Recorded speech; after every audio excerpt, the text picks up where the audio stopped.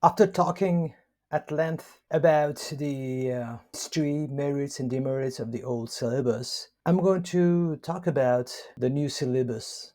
In this chapter, I'm just going to talk about the overall direction the new syllabus should take and the new objectives it should embrace. I'm not going to talk in depth about the new syllabus in this chapter because the remaining part of this book is what I prescribe to be added in the new syllabus for all the subjects. So this is a very short chapter again. I have an idea about how every subject from accounts to physics, from biology to statistics, from physics to English should be taught and learned. I'm very excited to share and write down all the things that I've found in the various subjects through my own readings and the motivation and counseling classes I took. I did not tell you earlier, but the reason I did not do my master's degree was that I didn't want to become a teacher. It would not have been such a hard thing for me to do my master's in any subject, even in engineering or in management. I knew that the old syllabus had flaws, and I had no plan to be involved in it anymore. If I was in the academics and had entered in the teaching profession, then I would be an insider. That should have made me traitor. However, I still kept updated in the education line, and whenever I was motivating the students, I had to take questions about various topics and studies. So in this way, I had the opportunity to teach every subject because I was not the expert in any subject in their eyes. So over the years, I was able to play with the notion of what the new syllabus would be like for all these subjects.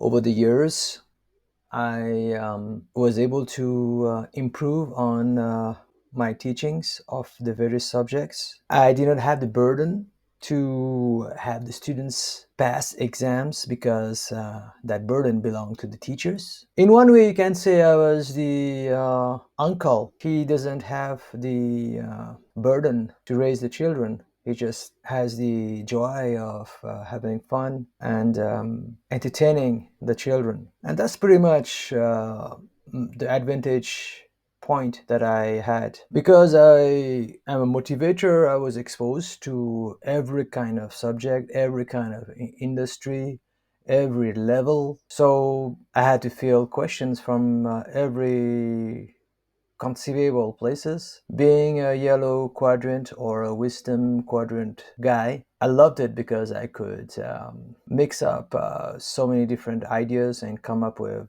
innovative solutions on the spot. Because of my creativity, my teachings always excited the audience, and they understood the subject like they never had before. Because of the nature of my job, which is a one time interaction with particular groups of people and individuals, I could not check if they used my teachings and how they performed because of it. However, uh, of the few people that have later on met me and gave me feedback, many have said that what I taught them helped them a lot in their studies. So the new syllabus that I have been teaching without the authorization of the establishment is presented here in this book under the various subjects chapters. The common thread across all the subjects and my new syllabus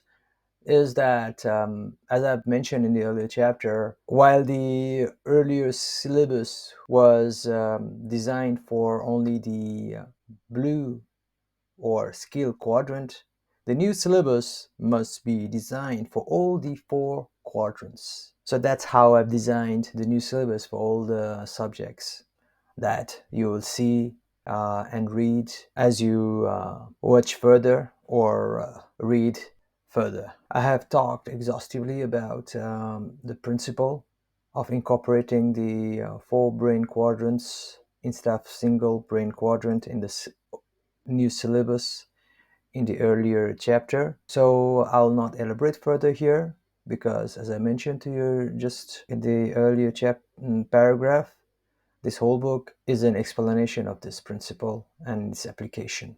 The main thing that must change in the new syllabus are the objectives. No matter how much you change the syllabus itself, unless the reason of its existence is changed, we'll get back to the same place where we started. It's true not only in the syllabus thing, but in everything, including parenting. I just used it as an example. So, if the objective of parenting is just to raise the child, give it an education, then we will do parenting in a certain way. But if our objective to parenting is to help the child discover himself and express himself as it is, then parenting will involve other kinds of activities or syllabus. On the other hand, if the objective of parenting is to make sure that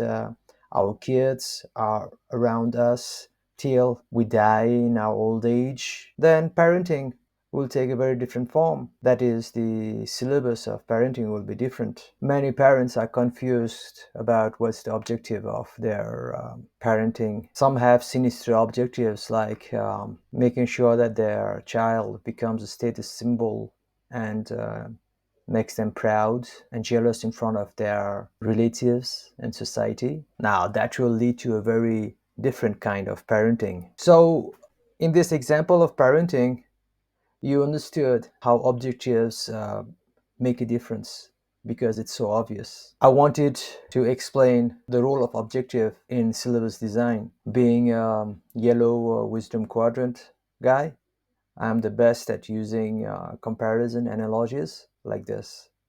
I hope that you got my point. So, the current objective of education and syllabus seems to be that it is to ensure students move from lower grades to higher grades and from intermediate degree to bachelor's degree, then to master's degree, then PhD. There's nothing wrong with that. Consequently, as I mentioned earlier, the syllabus became very narrow. It just taught basic skills and added on them higher level skills, resulting in an inverted pyramid of skills and facts and information data. I'll talk more in the elaboration of the objectives later on. This is just a brief summary of all the objectives that the new syllabus must have. So the new syllabus must keep this particular objective of having a grade system so that people can be promoted to higher levels, skills, knowledge, and facts, data. But other objectives must be added. The new syllabus must help to fill the gaps in the economy.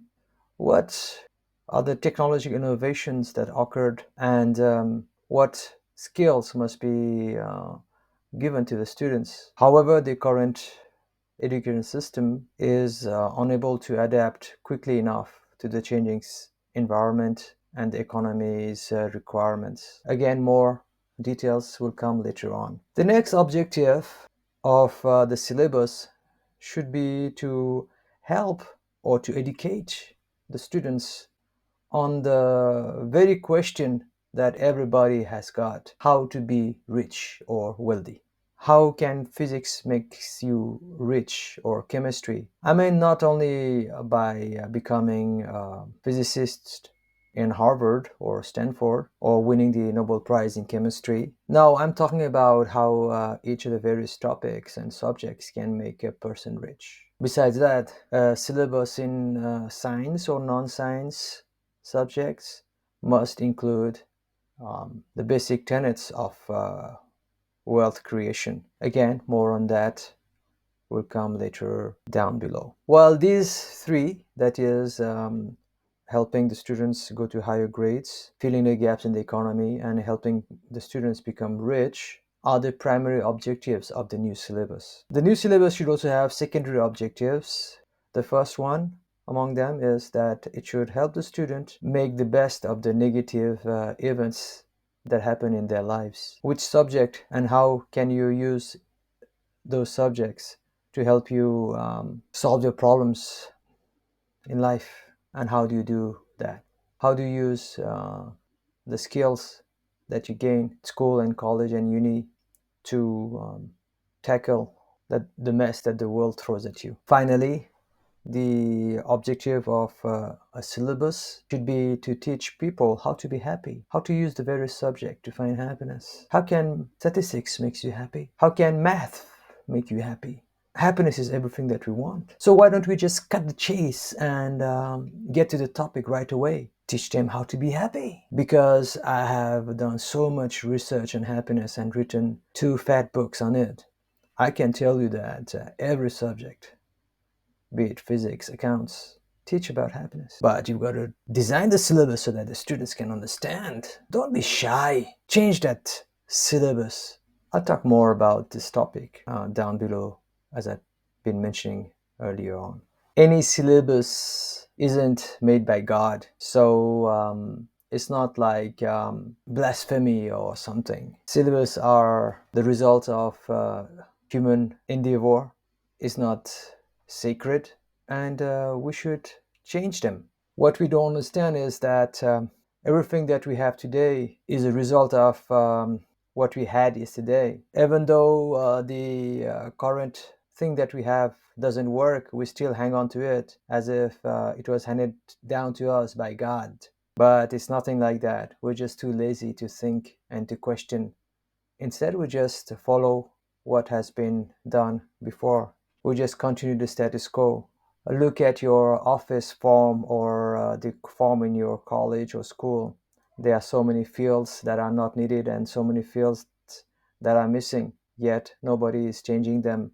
It's just been handing on down to us. Also, everything is biased by the original creator or the investor. If a movie is made by a woman, then there will be some feminism in it.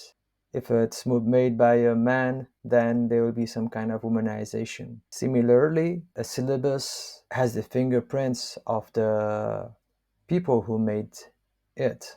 As I mentioned early on, it has the fingerprints of the red quadrant people all over missing. The syllabus, the old one, has been made by the blue quadrant people and some green quadrant people. But now it has to change, and my syllabus should be made by 4 brain quadrant people. Today is my syllabus, but after you read this book, I want it to be your syllabus. You don't even have to mention my name, but if you credit my book, I'd be very honored.